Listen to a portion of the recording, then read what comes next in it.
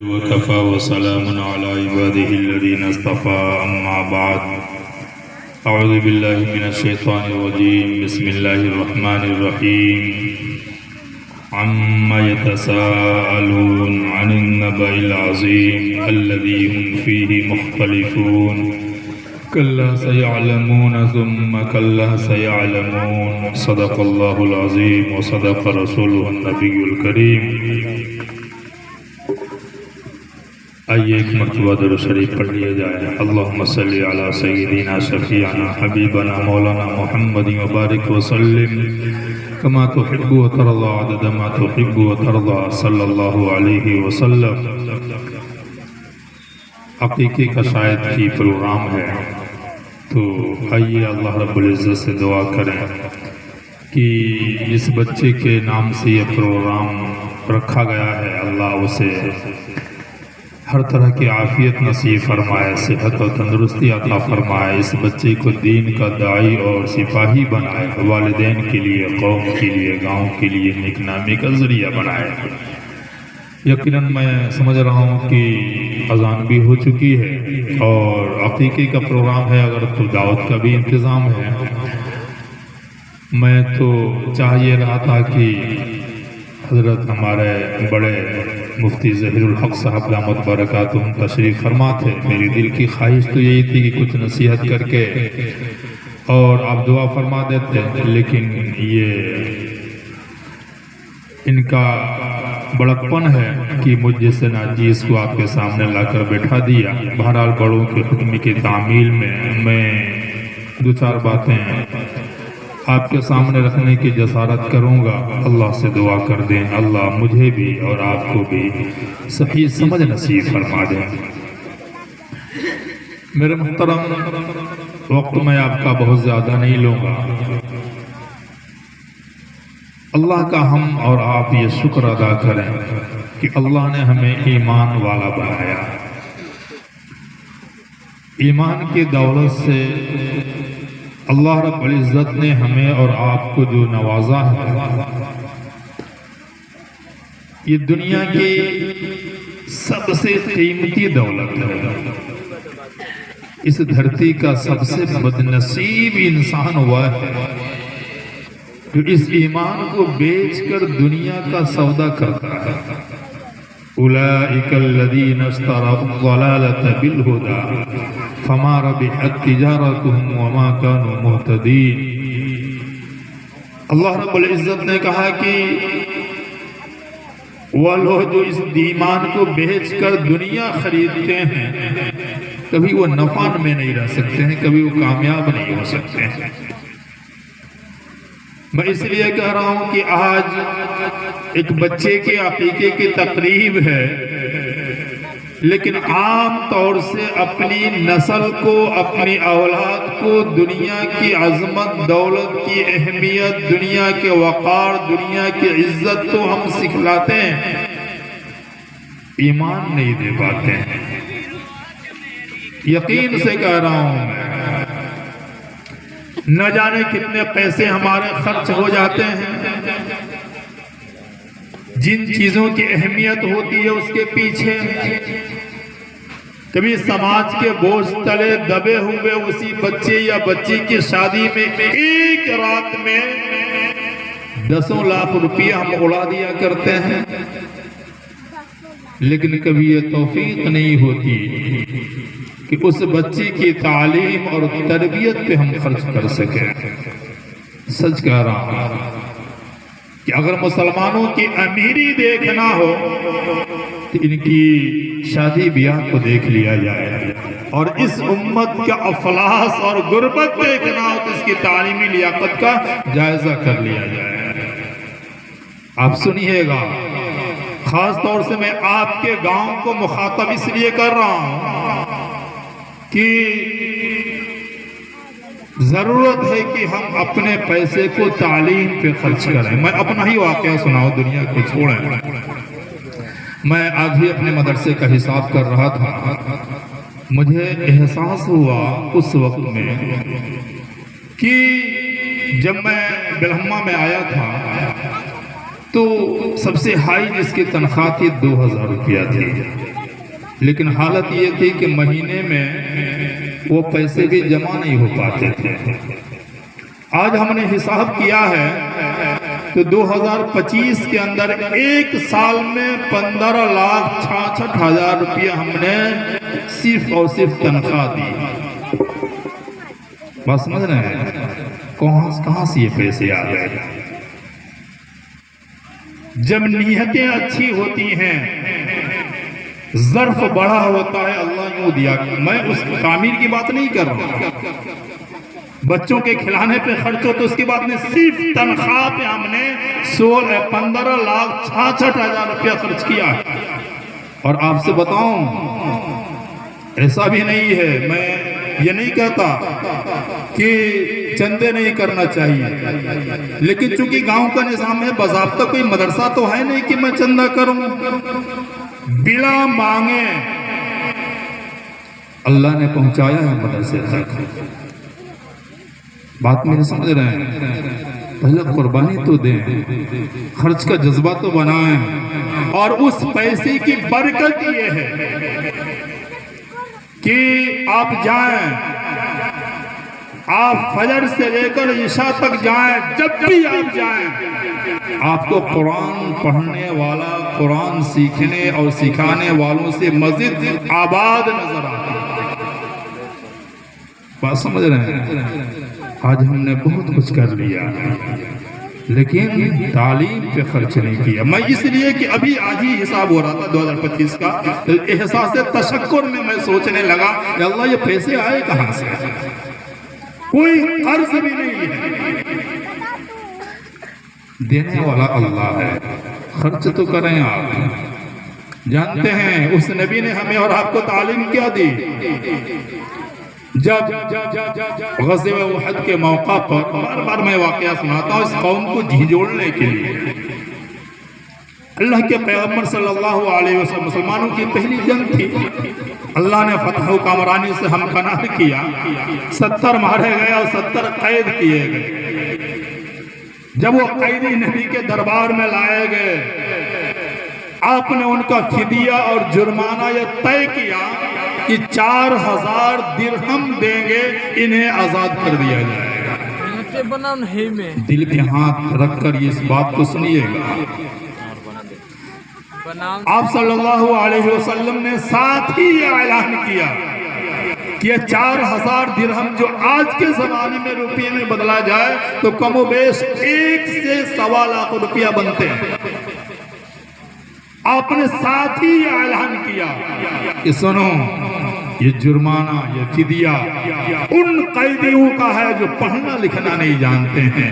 جو پڑھنا لکھنا جانتا ہے، جوڑنا گھٹانا جانتا ہے، ان کا فدیہ اور جرمانہ یہ ہوگا کہ ہمارے 10 بچوں کو پرائمری کی تعلیم یعنی لکھنا، پڑھنا، جوڑنا، گھٹانا سکھا دیں، مفت میں ہم چھوڑ دیں گے۔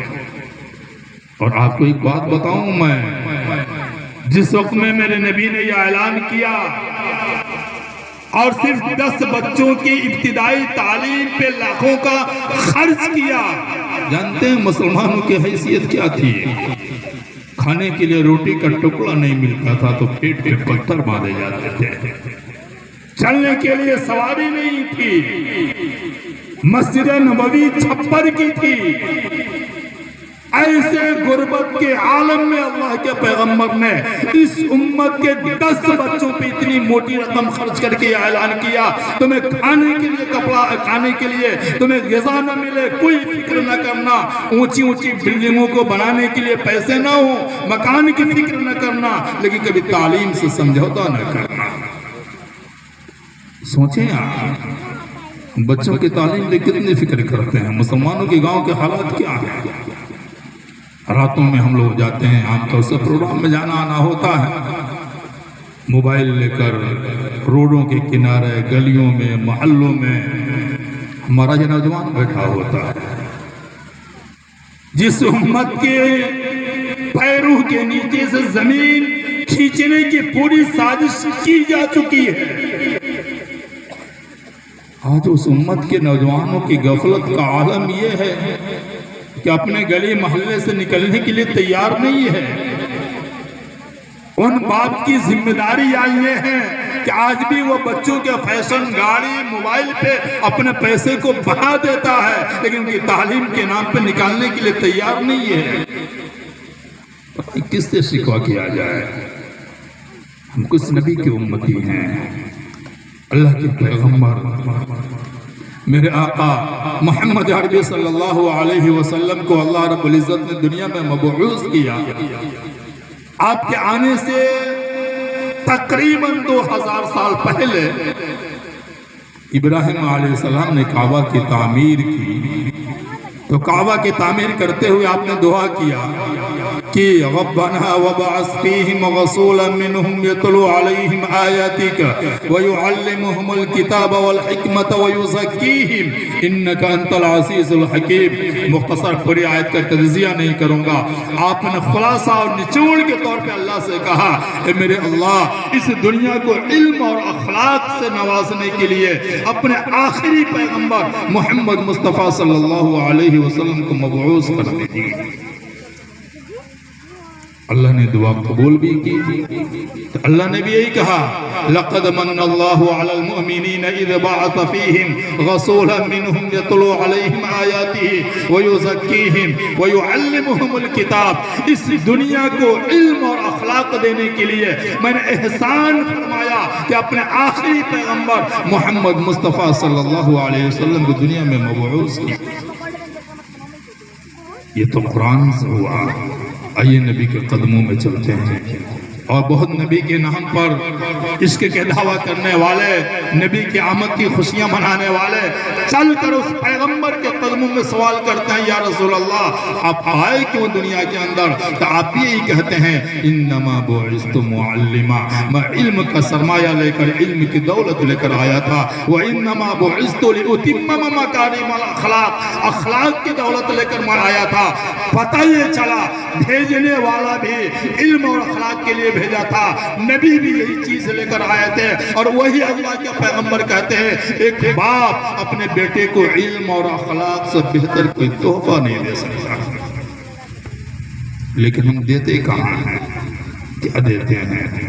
کیسے دیتے ہیں؟ کبھی تو غریبان میں چھانچ کر دیکھیں، اور کچھ تو بیداری اس قوم میں آئی ہے، عصری علوم کو لے کر آنی بھی چاہیے، لیکن اللہ کی پناہ قرآن کے لیے، نبی کی سیرت کے لیے، ایمان کے لیے تو کوئی بیداری نہیں ہے۔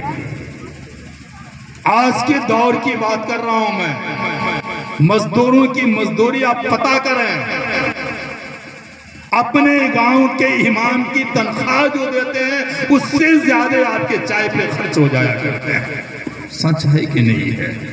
کیا سمجھتے ہیں؟ کیا ڈھونڈتے ہیں آپ؟ ایک مزدور سے بھی نیچے لا کر آپ نے اپنے امام کو، دین کی رہبری کرنے والوں کو لا کے آپ نے کھڑا کر دیا۔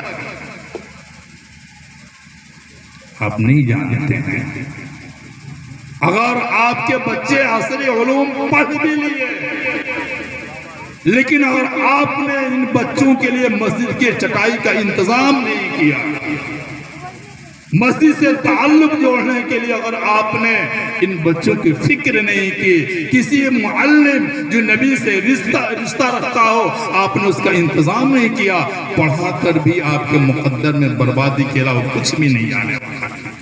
اور میں یہ ہوا میں نہیں بول رہا ہوں، بہت چھوٹی عمر ہے، آپ ہی کی بستی میں رہتا ہوں، بہت دور تک میرے سورسز نہیں ہیں، جانے آنے کا تعلق نہیں ہے، لیکن میں نے ان آنکھوں میں بڑے بڑے کامیاب لوگوں کو اکیلے اور گھٹ گھٹ کے جیتے ہوئے میں دیکھتا ہوں، جن کے پاس ڈگریاں بھی ہیں، دولت بھی ہے، لیکن اولاد ان کے دین سے ناآشنا ہے۔ بے شمار میں نے دیکھا ہے، میں قصہ نہیں بتاؤں گا، صرف ایک قصہ میں آپ کو بتا دوں۔ آج سے تقریباً 5-7 سال بلکہ 8-10 سال ہو گئے ہوں گے، پیپر میں بھی آیا تھا کہ کبھی کبھی تعلیم کے پیچھے بہت دیوانہ انسان ہوتا ہے، لیکن نبی کے اخلاق سے اگر بچوں کو محروم کر دیتا اس کا رزلٹ کیا آتا ہے۔ کوئی عورت تھی، اس کی جوانی میں ہی اس کے شوہر کا انتقال ہو گیا، ایک بچہ تھا، اس ماں کی ممتا نے یہ گوارا نہیں کیا کہ میں دوسری شادی کروں اور میرا بچہ دوسروں کے رحم و کرم پہ جیے۔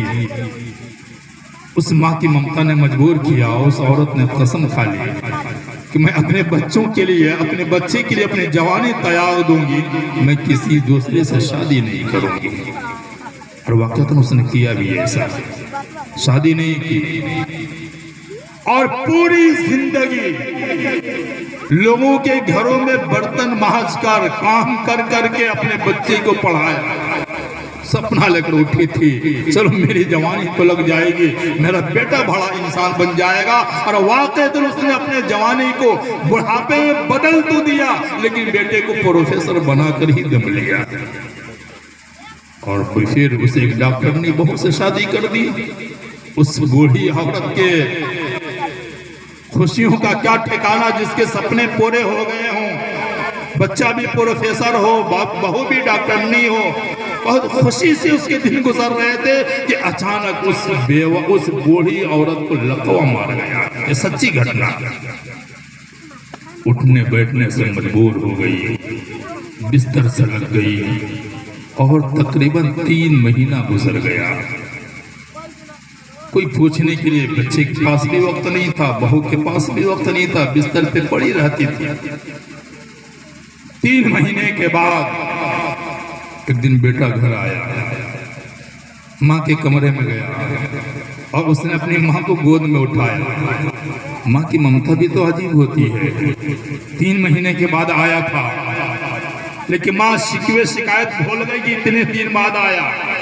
جیسے گود میں اٹھایا، سیڑھیوں سے چل کے اوپر جانے لگا، ماں خوشی میں جھوم اٹھی اور سوچنے لگی کہ آج میرے بیٹی کو یہ خیال آیا ہے کہ کھلی فضا کے اندر میں نے مہینوں سے سانس نہیں لیا تھا، اس احساس کے تحت میرا بیٹا آیا ہے، مجھے لے کر چھت پہ جا رہا ہے تاکہ میں کھلی فضا میں سانس لے لوں۔ اسی خوشیوں میں وہ مگن تھی، جھوم رہی تھی کہ بیٹا چھت پہ گیا اور اوپر جا کر ماں کو نیچے پھینک دیا۔ لوگوں کو پتہ چلا، ہو سکتا ہے کوئی عورت گر گئی ہو، لیکن کسی طرح پولیس کو شک ہوا، اس بیٹے کو گرفتار کیا، اور جب اس سے پوچھا گیا، اس نے اقرار کیا کہ ہاں میں نے اس ماں کو، جس ماں نے 9 مہینے اپنے پیٹ میں رکھ کر اپنا خون پلایا تھا، اس ماں کی بیماری سے عاجز آ کر میں نے 3 مہینے کے اندر مارنے کا فیصلہ کر لیا۔ اسی لیے کسی نے کہا تھا کہ علم کی تاثیر جب غرور میں بدلے، علم ہو اخلاق نہ ہو، کہ علم کی تاثیر جب غرور میں بدلے، بنیاد رشتوں کی محض دستور میں بدلے، بزرگوں کو فقط آفت سمجھ بیٹھے، اولاد آدم کی بڑی بے نور نکلی۔ اللہ کا واسطہ دیتا ہوں، اللہ کا ایک حسین انعام ہے جو اللہ نے ہمیں اولاد کی شکل میں دے رکھی ہے۔ اس اولاد کی تعلیم اور اس کی تربیت کے لیے اگر ہم نے وقت نہیں نکالا، ان کی فکر نہیں کی، ان پر اپنے پیسے کو، گاڑی کمائی کو نہیں لگایا، دنیا میں ان کے لیے دولت بنا کر چلے گئے، اس دنیا میں بھی ہماری ناکامی ہوگی اور مرنے کے بعد بھی ہمارے لیے عذاب بن جائیں گے۔ دنیا کے منظر، دنیا کی ابھی غیبت نہیں ہوگی، اس لیے میں کسی کا نام نہیں رکھ رہا ہوں۔ ابھی 2-3 مہینہ پہلے گورکھپور کے دن گیا تھا میں۔ یہ جو میں باتیں کر رہا ہوں نا، ایسا نہیں کہ میں ہوائی بول رہا ہوں، آپ بھی ہم سے زیادہ دنیا دیکھنے والا ہے، آپ کے سامنے بھی یہ منظر ہوں۔ ایک بڑے ڈاکٹر اپنے علاقے کے رہے ہیں اور بڑے ہاسپٹل میں تھے، وہ نام لوں گا تو جان جائیں گے۔ میں گورکھپور گیا تھا، 3 سال سے بیمار تھے، تو گیا میں، تو اتوار کا دن تھا۔ انہوں نے کہا کہ مولانا آج شام میں کھانا کھا کر ہی جائیے گا، میرے گھر دعوت رہے گی۔ ان کے داماد تھے۔ رات میں گئے، بہت بڑا سا مکان تھا، بڑا مکان ہے، ظاہر سے پیسے کی کوئی کمی تو ہے نہیں، سنگ مرمر لگے ہوئے ہیں۔ پورے گھر میں کوئی ایک وہ تھے، ایک ان کی بیوی تھی، اور اس دن اتوار کا دن تھا، ان کا داماد آیا ہوا تھا۔ ان کے داماد مجھ سے کہنے لگے مولانا اتوار کے دن سنیچر سے ہی کہنے لگتے بیٹا اتوار کو آ جانا، تمہارے آنے سے بیٹی کے آنے سے گھر میں کچھ رونق ہو جاتی ہے، ورنہ اکیلا ڈستا ہے اور تنہائی کاٹنے کو دوڑتی ہے، کوئی گھر میں رہنے والا نہیں ہے۔ تو میں پوچھا کیا ان کی اولاد نہیں ہے، کوئی لڑکا نہیں ہے، صرف بیٹیاں ہی ہیں؟ کہنے لگے ایک بیٹا ہے، وہ بھی سرکاری ڈاکٹر ہے جونپور کے اندر، لیکن شادی کی تو ہی تعلیم دیکھا تربیت نہیں دیکھی۔ بہو لکھنؤ کے رہنے والی ہے، گھر پر بھی ہوتی ہے تو ہوٹل سے کھانا آتا ہے، اور گورکھپور شہر چھوٹا لگتا ہے، وہ لکھنؤ چھوڑ کے گورکھپور میں رہنے کے لیے تیار نہیں ہے۔ تو میرے دل میں آیا کہ ان سے تو خوش قسمت ہمارے گاؤں کے بوڑھے لوگ ہیں جو ہنسی خوشی اپنے پریوار میں زندگی گزار رہے ہیں، ایسے پیسے اور ایسے گھر سے کیا فائدہ؟ یہ سچائی ہے کہ نہیں؟ آج کی حقیقت ہے کہ نہیں ہے؟ میں صرف یہ کہنا چاہتا ہوں کہ اللہ کا کرم ہے، اس کا احسان ہے۔ میں نہیں کہتا سب ایسے ہی ہوتے ہیں، لیکن اکثر کا حال ایسا ہی ہے کہ جس کے زندگی میں دین نہیں ہے، نبی کی تربیت نہیں ہے، جن معصوم بچوں نے بچپنے میں اس چٹائی پر بیٹھ کر نبی کا اخلاق نہیں سکھا ہے، کیونکہ اسی چٹائی پہ سکھایا جاتا ہے الجنت تحت اقدام الامہات، کہ جنت تو ماؤں کے قدموں کے نیچے رکھی گئی ہے، اسی چٹائی پہ بتایا جاتا ہے رضا الرب فی رضا الوالد و سخط الرب فی سخط الوالد، کہ جب باپ ناراض ہوتا ہے تو اللہ ناراض ہوتا ہے، جب باپ خوش ہوتا ہے تو بیٹا اللہ خوش ہوتا ہے۔ اگر یہ آپ نے موقع اس بچے سے چھین لیا، آپ کچھ بھی بنا لیں، آپ نے گھاٹے کا سودا کیا ہے، فائدہ کا سودا نہیں۔ اللہ کا واسطہ دیتا ہوں، اتنا خرچ کرتے ہیں آپ، دل بڑا کریں، اللہ دے گا، کہاں سے دے گا، کیسے دے گا؟ میں نے اپنا ہی حساب بتایا، 2000 جس مسجد کا تنخواہ نہیں دے پاتے تھے لوگ، وہاں پہ 16 لاکھ روپیہ ایک سال میں تنخواہ لوگوں نے دیا ہے، کہیں مانگنے کی بھی ضرورت نہیں پڑی۔ یہ سچے واقعات ہیں، آپ کے سامنے یہ تمام منظر ہیں، لہذا میرے دل میں بات آئی کہ آج ایک بچے کی عقیقے کی نسبت سے ہمارا اور آپ کا بیٹھنا ہوا ہے، یقیناً یہ بچے اللہ کے انمول خزانے ہیں۔ آپ ان لوگوں سے پوچھیں جن کے گھر میں کوئی اولاد نہیں ہے، ان کی زندگی سونی ہے۔